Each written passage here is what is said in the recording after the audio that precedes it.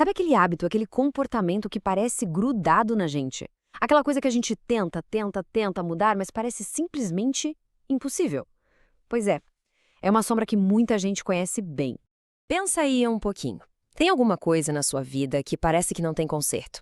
Fica aqui comigo porque a promessa de hoje é que ao final desta nossa análise vai existir um caminho bem mais claro para finalmente superar esse desafio. E para fazer isso, a gente vai mergulhar na jornada de transformação do Márcio Moura, uma história real que mostra exatamente como cancelar um defeito que nos limita. Então vamos lá. Ok, primeiro de tudo, a gente precisa entender o que é esse hábito que sabota a gente. E para ilustrar, vamos usar um exemplo que muitos vão reconhecer: o cigarro.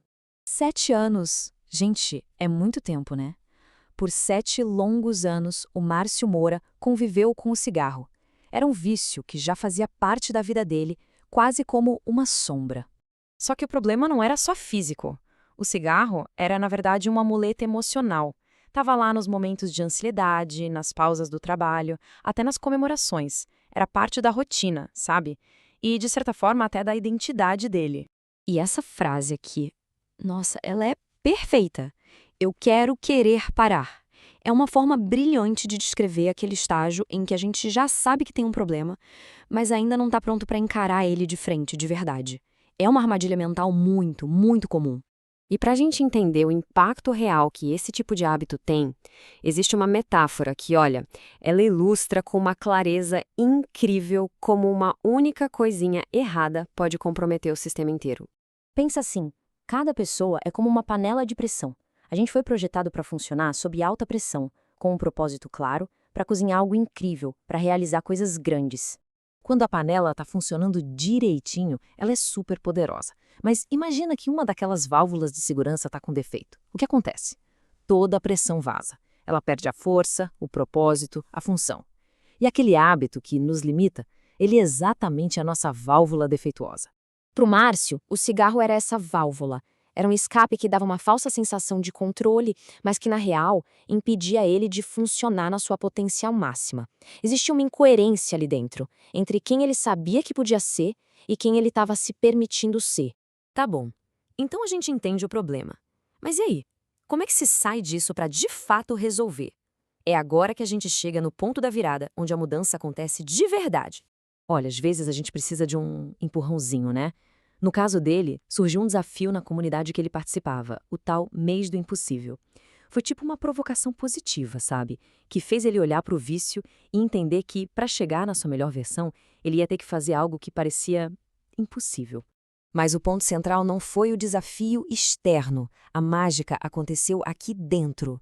Veio de uma decisão simples, profunda, soberana. Ele simplesmente escolheu parar.